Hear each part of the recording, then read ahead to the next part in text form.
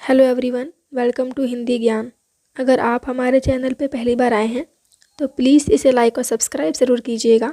आज की हमारे इस वीडियो में हम 12th स्टैंडर्ड हिंदी युवक भारती का चैप्टर नंबर 3 स्टार्ट करेंगे, जिसका नाम है सच हम नहीं सच तुम नहीं। प्रस्तुत पाठ के कवि हैं डॉक्टर जगदीश गुप्त जी।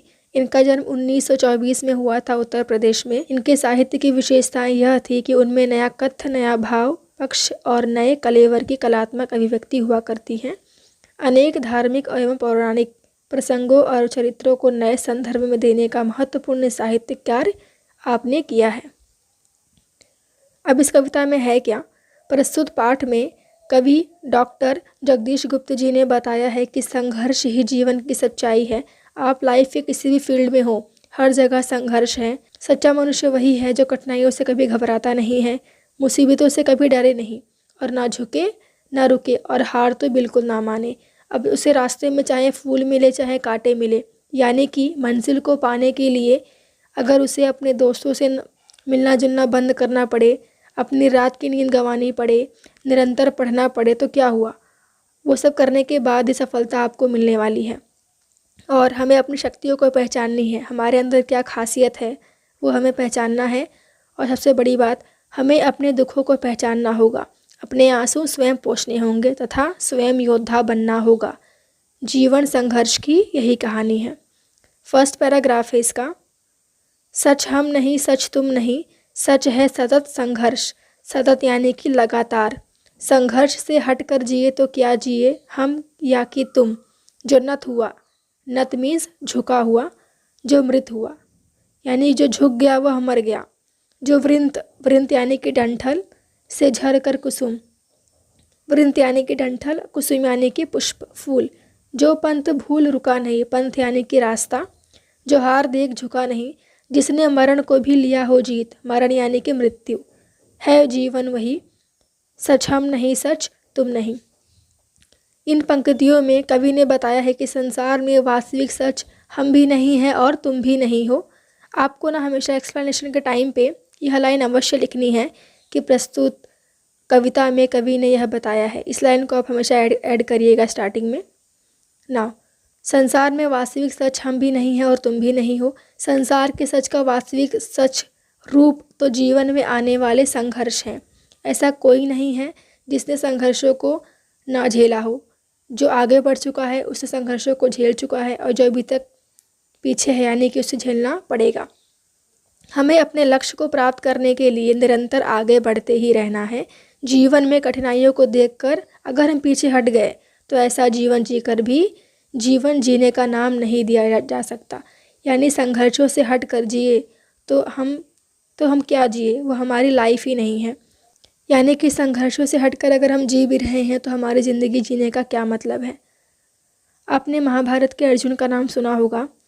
गुरुकुल के टाइम पे सारे विद्यार्थी अपने समय के अनुसार सो जाया करते थे, लेकिन जो अर्जुन थे वे निरंतर दिन रात, शाम हो, सूरज ढलने के बाद भी वे अपने धनुर्विद्या सीखते रहे, यानी कि अपने लक्ष्य को साध कर तीर छोड़ते रहे, और इसीलिए वे विश्व के सबसे बड़े धनुर्धारी बने थे।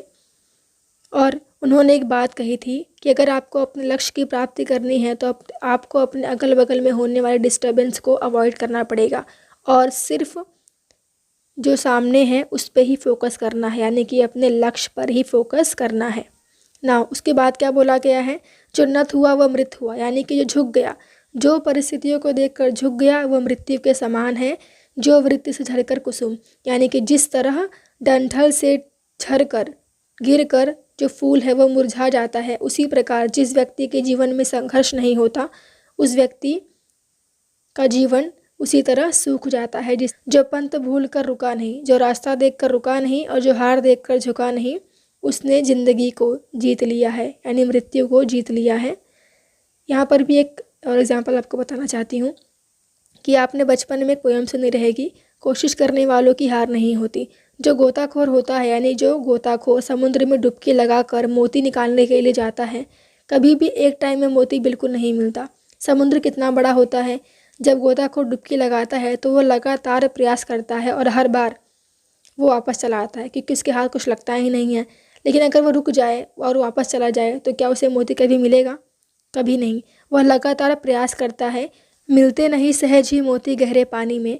गोताखोर को यह पता है कि आसानी से पानी में मोती नहीं मिलने वाला, और यही जो चीज़ है यही उसका उत्साह बढ़ाता है, यानी यही बात जो है उसे और मजबूत करता है कि इतने आसानी से मिलने वाला नहीं है। अतः वह दोबारा कोशिश करता है, तिबारा कोशिश करता है, 4 बार कोशिश करता है, और मुट्ठी उसकी खाली हर बार नहीं होती, यानी कि जो उसकी मुट्ठी है वह हमेशा तो खाली नहीं रहेगी। अतः कोशिश करने वालों की कभी हार नहीं होती। एंड में वह गोताखोर मोती निकाल ही लाता है। वही बात यहाँ पर बताई गई है कि जिसने मरण को भी जीत लिया वही जीवन है। अतः सच हम नहीं, सच तुम नहीं। तो यहाँ पर वही बताया गया है कि जो व्यक्ति अपनी हार से समझौता नहीं करता, जिस मनुष्य के आगे बढ़ने के हौसले बुलंद हैं, जिसने मृत्यु पर भी विजय पा ली है, वही जीवन की सच्चाई समझ सकता है। अतः बस यही वास्तविक जीवन है। सच हम नहीं, सच तुम नहीं। अगला पैराग्राफ है, ऐसा करो जिससे न प्राणों में कहीं जड़ता रहे। जड़ता यानी कि स्थिरता, जो है जहाँ चुपचाप अपने आप से लड़ता रहे। जो भी परिस्थितियाँ मिले, कांटे चुभे कलियाँ खिले, टूटे नहीं इंसान, बस संदेश यौवन का यही। सच हम नहीं, सच तुम नहीं। चुभे यानी कि चुभना, टूटे यानी कि इंसान कमज़ोर ना पड़े, यौवन यानी कि युवा अवस्था।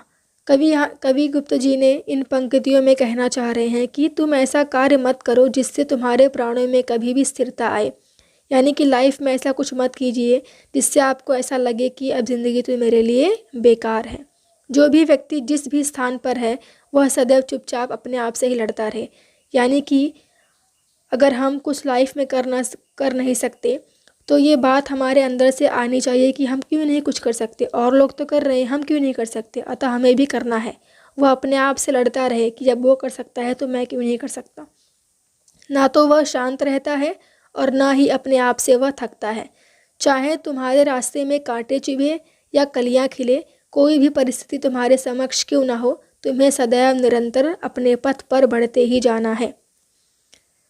देखिए, चींटी जो होती है वह अपने हाथों में, अपने नन्हे नन्हे हाथों में दाना लेकर आगे बढ़ती है, दीवारों पर चढ़ती है। अगर आप ध्यान से देखेंगे तो वह हर बार गिरती है, फिर से दाना उठाती है और फिर आगे बढ़ती है, अगेन गिरती है, फिर से आगे बढ़ती है। इस तरह बढ़ते बढ़ते बढ़ते वो एंड में पहुंच जाती है। आखिर उसकी मेहनत बेकार नहीं होती। जो मेहनत करेगा उसकी मेहनत कभी बेकार नहीं जाती। कोशिश करने वालों की कभी हार नहीं होती। वह चींटी एंड में पहुंच ही जाती है। कहने का भाव यह है कि चाहे तुम्हारे रास्ते में मुसीबत आए, तुम्हें किसी भी दशा में हार नहीं माननी है। मनुष्य को किसी भी हालत में बिखरना नहीं है। मनुष्य को इस बात का ध्यान रखना है, हमें इस बात का ध्यान रखना है कि अपनी युवा अवस्था में कभी भी टूट ना पाए, क्योंकि युवा अवस्था का पड़ाव सबसे नाजुक होता है। जब हम कॉलेज लाइफ में होते हैं तो हमारे सामने बहुत सारे ऑप्शन होते हैं। या तो हम क्लास में बंक मार लें, या फिर कॉलेज ही ना आए, घर पे आराम से बैठे रहें, या फिर हम मन लगाकर पढ़ाई करें और औरों से आगे निकल जाएं। तो उस टाइम हमारा मन भटक जाता है। कब? जब हम युवा अवस्था में होते हैं, जहाँ मानसिक रूप से स्वस्थ रहना ज़रूरी है। अपने जीवन में सांसारिक मोहमाया, यदि स्वयं से आत्मविश्वास टूट गया तो शायद जीवन के संघर्षों के सामने मनुष्य कभी स्थिर नहीं रह पाएगा। यानी कि अगर आपसे कुछ मिस्टेक हो गया और आपके मन में ये बात बैठ गई कि अब तो मैं कुछ नहीं कर सकता, मेरी लाइफ बेकार है, तो उस टाइम आपका जो माइंड है वो स्थिर नहीं रहेगा। आप क्या करोगे आपको नहीं पता। इसीलिए आपको मानसिक रूप से, यानी मेंटली और फिज़िकली एकदम स्ट्रांग बनना है, क्योंकि आप ऐसी अवस्था में हो जहाँ पर आप कुछ भी कर सकते हो, आप जो चाहे वो हासिल कर सकते हो। आपका आत्मविश्वास बहुत ही बढ़ता रहता है इस अवस्था में। वही जीवन का अंत है, यानी कि जिस मनुष्य का जो मन है वो स्थिर नहीं रह पाया, वही उसके जीवन का अंत है। संसार में वास्तविक सच ना तो हम हैं और ना ही तुम हो। नेक्स्ट पैराग्राफ है, हमने रचा आओ हम ही तोड़ दे इस प्यार को, यह क्या मिलन मिलना वही जो मोड़ दे मझधार को। मझधार यानी कि नदी के बीच में, जो 7 फूलों के चले, जो ढाल पाते ही ढले। ढाल यानी कि किसी का सहारा। यह ज़िंदगी क्या ज़िंदगी जो सिर्फ पानी सी बहे। सच हम नहीं, सच तुम नहीं। यहाँ पर आप एक फ़ोटो में देख रहे हैं, जो कुम्हार है वो मटकी बना रहा है। कुम्हार जो है वो अंदर से बड़े ही प्यार से मिट्टी के जो घड़ा है उसे पकड़े रहता है और बाहर से हल्की हल्की मिट्टी को थपथपाता रहता है। अतः बाहर से पीटता रहता है हल्का हल्का, मिट्टी थापता रहता है और अंदर से बड़े ही प्यार से उसे आकार देता है और वह जो मिट्टी का घड़ा है वह उसी आकार में ढल जाता है। यानी हल्के से सहारे से वह एक मिट्टी जो है वो घड़े का रूप धारण कर लेती है। यहाँ कवि ने क्या बताया है कि हमें भी जीवन में प्यार और एक दूसरे के प्रति आकर्षण को रचा है जिसका कोई भी मूल्य नहीं है। यानी कि हमने जो हमारे रिश्तेदार हैं, जो हमारे फ्रेंड हैं, जिन्हें हम प्यार करते हैं, वो सब रिश्ते किसने चूज़ किया है? हमने ही तो चूज़ किया है, जिसका कोई भी मूल्य नहीं है। यानी एंड में जब आपको कोई अपना एम हासिल करना है तो परीक्षा में तो आप ही बैठने वाले हो, उसके लिए पढ़ाई आप अकेले करने वाले हो। जो आपके साथ हैं, जो आपके फ्रेंड हैं, आपके दोस्त हैं, वो एग्ज़ाम के टाइम पे आप पे काम नहीं आने वाले। यानी कि संघर्ष में आप अकेले होंगे और सफलता में हर कोई आपके साथ होगा। जहाँ मिलाप की आस में संघर्षों से जूझता हुआ संकट की स्थिति में भी डूबती नाव का रुख मोड़ स्वयं सुरक्षित करे। यानी कि जब कोई इंसान मुसीबत में है उस टाइम उसे पता है कि मुझे किस तरह खुद को संभालना है, अपनी नाव को मोड़ ले, वही सुरक्षित हो जाता है। जिस प्रकार कुम्हार जब मिट्टी हाथों से छूकर हल्की सी थाप से ही आकृति में बदलाव कर लेता है, उसी प्रकार मनुष्य को भी होना चाहिए। यानी हमें हल्की सी दिशा देने पर ही हम उसको समझ जाएं और आगे बढ़ें। जो ज़िंदगी पाने की के समान सरलता से बहने लगे वह कोई ज़िंदगी नहीं है। यानी आप लाइफ को ऐसे ही जिए जा रहे हैं बिना किसी एम के, बिना कुछ पाने की कोशिश में, तो आपकी ज़िंदगी बेकार है। आज संपूर्ण संसार आदमी की चाल देखकर आश्चर्यचकित हो रहा है, लेकिन सच्चाई तो यह है कि उनके नेत्रों में झांकने से वह प्रतीत होता है कि यह मनुष्य प्यासे और थके हुए हैं। इनमें से कोई भी अपने जीवन से संतुष्ट नहीं है। यानी कि लोग अमीर हो चुके हैं, बहुत लोग और अमीर हो चुके हैं, कुछ लोग गरीब हैं, कुछ लोग अमीर हैं, किसी के पास बहुत कुछ है। लेकिन अगर आप ध्यान से देखेंगे तो कोई भी यहाँ पे संतुष्ट नहीं है।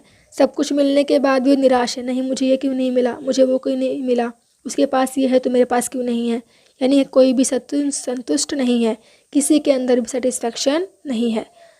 अतः संसार ने वास्तविक सच ना हम है ना तुम हो।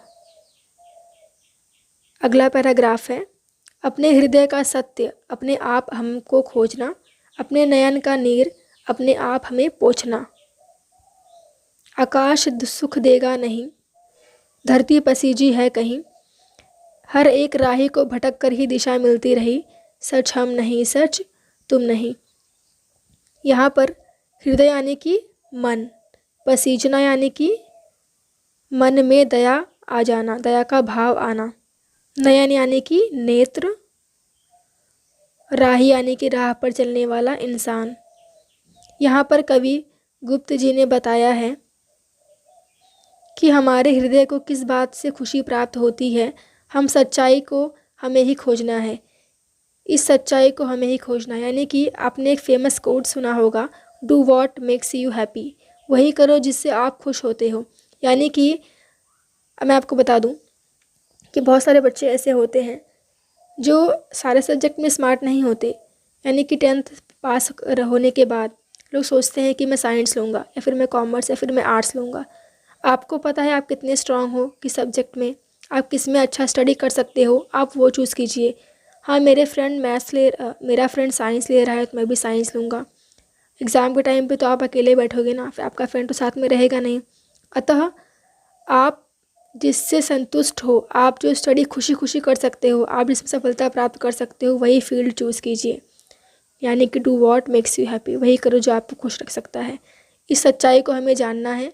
हमारे कष्ट किस प्रकार से दूर हो सकते हैं, इसका समाधान भी हमें स्वयं ही ढूंढना है।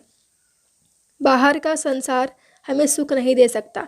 यानी कि हम सामने बहुत लोग के साथ बैठे हैं, वहाँ पर हंस रहे हैं, सामने वाले को क्या लगेगा कि हम बहुत खुश हैं, लेकिन जो अंदर से हमारी अंतरात्मा, हमारा मन जानता है कि हम कितने खुश हैं, कितने सेटिस्फाइड हैं। क्या हमारी मदद आकाश करेगा या फिर यह पृथ्वी हमारी इस बुरी हालत पर आंसू बहाएगी? या बिल्कुल नहीं। यानी कि ना तो कोई और हमारे सुख में सुखी होने वाला है और ना कोई और हमारे दुख में दुखी होने वाला है। इंटरनली हमें पता है कि हमें किस चीज़ से सुख मिलने वाला है, किस चीज़ से दुख मिलने वाला है, जिससे हमें ऊर्जा और उत्साह मिले। ऐसी चीज़ ढूंढिए, ऐसा रास्ता चुनिए। वास्तव में ना सच हम हैं ना सच तुम हो, अपितु सच तो केवल निरंतर बढ़ते ही रहना है। यानी वो रियल सच्चाई क्या है? आप लगातार आगे बढ़िए, जो हासिल हो चुका है उसके बाद और कुछ हासिल करने की सोचिए, और इसी संघर्ष से मनुष्य के जीवन में समृद्धि है। अगला पैराग्राफ है, बेकार है मुस्कान से ढकना हृदय की खिन्नता, आदर्श हो सकती है नहीं तन और मन की भिन्नता। भिन्नता यानी कि डिफरेंसेस। जब तक बधी है चेतना, जब तक प्रणय दुख से घना, तब तक न मानूंगा कभी इस राह को ही मैं सही। सच हम नहीं, सच तुम नहीं। हृदय यानी कि मन, आदर्श यानी कि प्रेरणा, चेतना यानी कि जागृत अवस्था। कवि गुप्त जी ने इन पंक्तियों में कहना चाहा है कि अपने हृदय की उदासी और हंसी में लुप्त लेना व्यर्थ है, क्योंकि शरीर और मन इन दोनों की सोच में जो अंतर है वह कभी भी आदर्श नहीं हो सकता। यानी कि आप मेंटली बहुत दुखी हैं लेकिन आप सामने वाले को दिखा रहे हैं कि बहुत खुश हैं, तो इस टाइम पे आप कुछ भी नहीं हैं एक्चुअली में। यानी कि जो आपका जो मन है और जो आपका जो हृदय है वह दोनों एक सा होना चाहिए। तन और मन यानी आप फिजिकली और मेंटली दोनों सेम होने चाहिए।